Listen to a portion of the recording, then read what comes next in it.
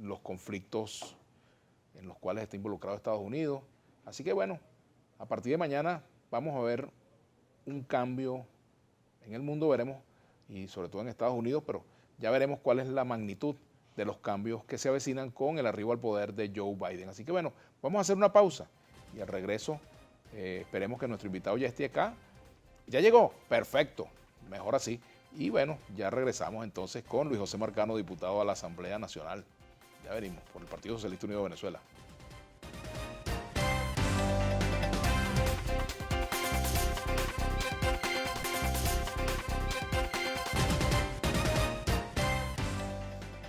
Bueno, continuamos acá en Vladimir a la Una y ahora sí le damos la bienvenida a Luis José Marcano, diputado electo a la Asamblea Nacional por el Partido Socialista Unido de Venezuela. Bueno, diputado ya en funciones. Ya juramentado. Ya en funciones, juramentado, pues. En la Asamblea, bienvenido. Gracias, Vladimir, gracias. Muchas gracias. Bueno, caramba, vamos a comenzar un poco hablando de lo que va a ocurrir mañana, vamos, ya que fue el comentario inicial que hice sobre la toma de posesión de Joe Biden mañana. Por aquí, por ejemplo, Javier Domínguez dice: vieron a Vladimir a la Una diciendo que Joe Biden no hará guerra, quitará sanciones a Maduro, tratará bien a las minorías latinas y negras. Eres un iluso, amigo. Pero yo no sé qué programa estabas viendo tú, a lo mejor estabas viendo otro canal, porque esto no fue lo que yo dije. Pero bueno, vuelve a escucharlo, estaba prestándole la atención a otra cosa, pero bueno. Bien, vamos a hablar un poco de cómo ves el panorama de mañana. Sí, bueno, a partir de mañana. yo Pues. creo que el mundo tiene expectativa de que algunas cosas empiecen a cambiar. Sin embargo, por supuesto, desde Venezuela y desde la Revolución Bolivariana nosotros tenemos que decir que tenemos 20 años bajo asedio del gobierno de los Estados Unidos y por allí han pasado demócratas y republicanos, desde Bill Clinton, George Bush, Barack Obama y más recientemente Donald Trump. Así que a pesar de la experiencia venezolana que deja claro que el imperialismo tiene una política internacional que no determinan ni republicanos ni demócratas, a pesar de eso, creo que bueno, es interesante tener una expectativa positiva respecto a cambios que se puedan generar o ajustes en esa política de tal modo que pueda ser menos violenta, menos agresiva hacia, en el caso nuestro, Latinoamérica, en el caso nuestro, de Venezuela. Así que bueno, una expectativa positiva, pero tampoco es que nos vamos a hacer de eso ilusiones. Pues. Claro, ¿cuáles serían los pasos que ustedes esperan de la administración Biden? ¿O crees que la administración Biden va a esperar pasos desde Venezuela? Bueno, yo creo que Venezuela, el gobierno bolivariano ha dado desde siempre, el presidente Nicolás Maduro siempre lo planteó con el gobierno de Donald Trump, lo planteó con el presidente Barack Obama, siempre extendiendo la mano, extendiendo la diplomacia de Venezuela para el entendimiento, a partir de un elemento que es básico, que además no es ninguna exigencia extraordinaria, el respeto de las naciones, el cumplimiento del ordenamiento jurídico internacional y a partir de allí, bueno, relaciones normales. Lo primero que yo diría, ¿no? Más que como parlamentario o como militante de la causa revolucionaria, como venezolano. Yo creo que todos los venezolanos y venezolanas tenemos una aspiración central y es que el gobierno de los Estados Unidos cese en la persecución económica, financiera que tiene en contra de Venezuela, que se nos permita ejercer nuestros derechos comerciales, que se nos permita ejercer nuestros derechos financieros sin que eso implique un asedio a empresas o a gobiernos en el mundo. Así que yo diría que eso sería lo primero a plantear. Fíjate, hemos visto declaraciones del presidente del gobierno español, del jefe de gobierno español, Pedro Sánchez, planteando que tendrían que repetirse las elecciones en Venezuela porque no fueron legítimas, no fueron democráticas, en fin. Es un planteamiento que tiene cabida también o que tiene apoyo en muchos países de la Unión Europea que incluso aunque tengan embajadas aquí en Venezuela no reconocen como presidente al presidente Nicolás Maduro. Es un planteamiento también que lo han hecho muchos países de América Latina. ¿Alguna concesión, alguna señal en ese sentido que el gobierno pueda hacer en cuanto a compromisos que pueda asumir de mostrar algunas rectificaciones o de dar pasos, por ejemplo, hacia la atención a muchas de las observaciones de la comunidad internacional? Mira, yo creo que quienes tienen mucho que rectificar son esos gobiernos. Tú mencionas el caso de Pedro Sánchez y hay otros gobiernos en Latinoamérica y en el mundo que particularmente desde el año 2019, principios del año 2019, se plegaron a una estrategia fallida, el tiempo así lo ha demostrado y sus resultados, una estrategia fallida de desconocimiento del sistema democrático, de desconocimiento de la legalidad de la Constitución y de los procesos electorales en nuestro país. Yo recuerdo a Pedro Sánchez darle una semana a Nicolás Maduro para que renunciara. Eso fue inmediatamente, este personaje se juramentó como presidente en Venezuela, salió inmediatamente Pedro Sánchez a decir que le daba una semana al gobierno de Venezuela para renunciar. De tal modo que al paso del tiempo, 2 años después, evidentemente esa estrategia de asedio y de respeto es fallida, fracasó.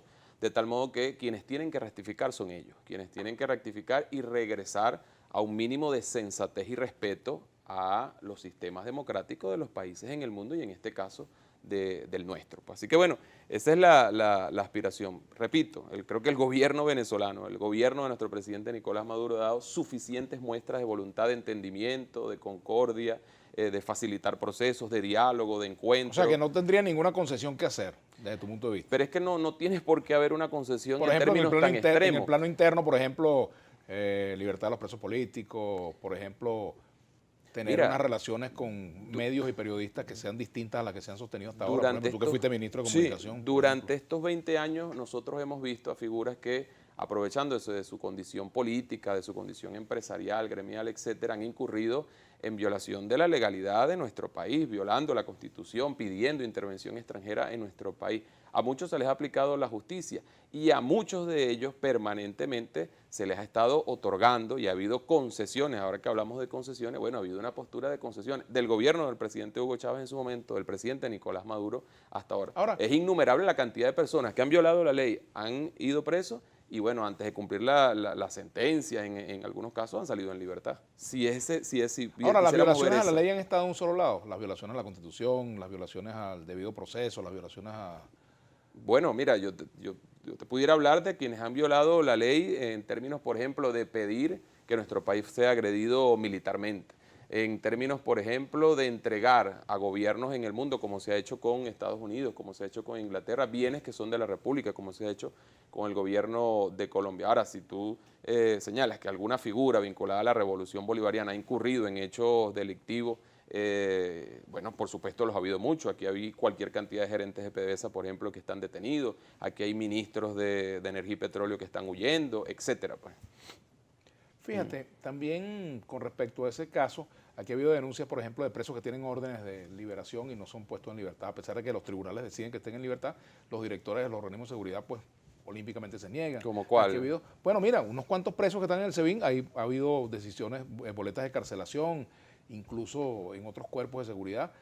Te puedo dar varios nombres, pero en este momento quizás no tengo uno en la cabeza, pero son muchas las denuncias que circulan en los medios. Por ejemplo, presos que tienen orden de traslado a hospitales por razones de salud. Hace poco murió un indígena Pemón precisamente porque no fue trasladado a un hospital como había sido requerido por los médicos, por un tribunal incluso, ¿no? Sí. Es decir, han habido casos de esa naturaleza que, bueno, que no ponen, sino claro, en entredicho, pues la vigencia del Estado de Derecho. Sin tener ningún caso. Bueno, pero son los ejemplos, tú me pedías y te los doy. Claro, te entiendo, pero sin tener ningún caso, digamos, particular ahorita, yo, ¿qué te pudiera yo decir? Yo te puedo decir que mi condición de venezolano, ahora de parlamentario, bueno, yo estoy plenamente a favor del respeto de los derechos humanos y condeno cualquier tipo de agresión o cualquier tipo de acción del Estado que se pueda dar vulnerando los derechos de alguna persona indistintamente de su posición política o indistintamente de los crímenes o violaciones a la ley que haya cometido. Ahora, se supone que si hay una comisión de diálogo que se ha nombrado, es porque cuando en un país se convoca una comisión de diálogo porque hay problemas por resolver. Sí, por supuesto. Y en todas partes, ningún país que tenga sus problemas más o menos resueltos desde el punto de vista de funcionamiento institucional, de relaciones con los sectores políticos, convoca una comisión de diálogo. Para eso está el Parlamento, ¿no? No, por supuesto, está bien. Y eso es aceptar que hay una serie de contradicciones que incluso han escapado, digamos, a la sensatez. Cuando nosotros hemos vivido en Venezuela las situaciones que hemos vivido en años recientes, o sea, cuando un parlamentario, por ejemplo, se para en una avenida y se autoproclama presidente, cuando se designa un Tribunal Supremo de Justicia en el exterior, es decir, cuando se cometen ese tipo de aberraciones, pero además son acompañadas por gobiernos e instancias de poder en el mundo, evidentemente hay un conflicto que hay que atender de fondo. Y ahí ha estado la posición del presidente Nicolás Maduro de tender la mano y de abrir los espacios para dialogar en cualquier tipo de escenarios públicos, escenarios que ameriten mayor discreción. Es decir, la voluntad, en este caso, la voluntad política del gobierno venezolano siempre ha apuntado a solventar en el marco de la paz y del respeto a la Constitución esas diferencias. Ahora, lo que hay que medir también es de dónde vienen las acciones que generan ese tipo de situaciones. ¿Cuánto influye un diputado en la agenda? Me refiero, por ejemplo, a la fracción del PSUV, con qué frecuencia se va a reunir, los temas que se van a discutir, las prioridades de esa agenda. Por ejemplo, Ramón Ramos, el líder, plantea si pudieras explicar qué significa la imposición de un Estado comunal en Venezuela, oferta del PSUV en la pasada campaña del Parlamento, pero vamos a hacerlo de regreso. Seguro. Hablamos un poco de la agenda parlamentaria y vamos a hablar también de Anzoátegui, si quieres, ¿no? ¿Cómo no? Está bien. De Barreto Sira, si te provoca. Del desarrollo de Anzoátegui vamos a hablar. Vamos a hacer la de pausa. las cosas buenas. Ya venimos con Luis José Marcano.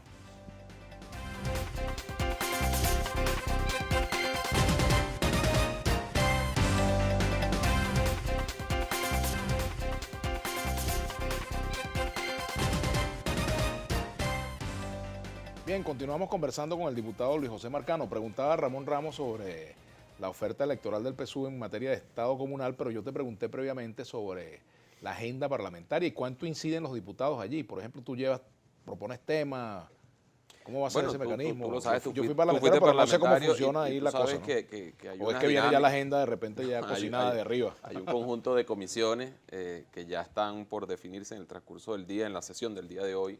Se van a terminar de definir las comisiones y su directiva. Hay una novedad ahora, además de presidente y Hay dos vicepresidente, va a haber un segundo vicepresidente. Ajá. Eso va a ampliar allí el margen de debate.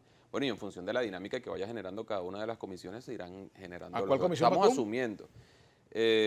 Bueno, no está definido, en el transcurso del día se va a informar, pero bueno, yo vengo ¿A cuál te trabajando gustaría? mucho, ¿En cuál vengo trabajando pertenecer? mucho el tema de la organización ciudadana y comunal. Es en lo que me he enfocado en el estado Anzoátegui y creo que desde allí puedo hacer algunos aportes.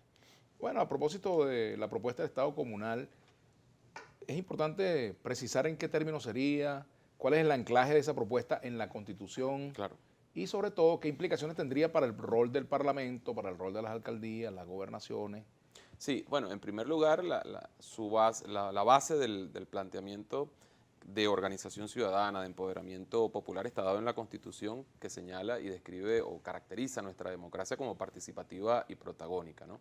Incluso la Constitución establece un conjunto de mecanismos que apuntan a la transferencia de competencias hacia la sociedad organizada, hacia el pueblo organizado. A partir de allí se han creado durante estos años de revolución, particularmente entre el año 2005 y el año 2015, se crearon un conjunto de leyes que de algún modo dan un marco jurídico para sistemas económicos comunales, para lo que tiene que ver con el ejercicio de la Contraloría Social, para lo que tiene que ver con el poder popular en general. Hay un conjunto de leyes, 8 leyes del poder popular. Y bueno, están planteados para este periodo legislativo, fue oferta nuestra como candidatos y candidatas trabajar particularmente 2 leyes. Una de parlamentarismo comunal, que tiene que ver con cómo la sociedad organizada participa de lo que se hace dentro del Parlamento Nacional, y otra vinculada a las ciudades comunales, que es una figura establecida en la ley de comunas cuando se refiere digamos, crea como unos niveles de organización. El Consejo Comunal, que es el sector, es el espacio, digamos, más pequeño allí de la comunidad, la comuna donde se agregan un conjunto de consejos comunales y la ciudad comunal donde se agrega un conjunto de comunas. Creo que eso es un desafío que tiene la sociedad venezolana, avanzar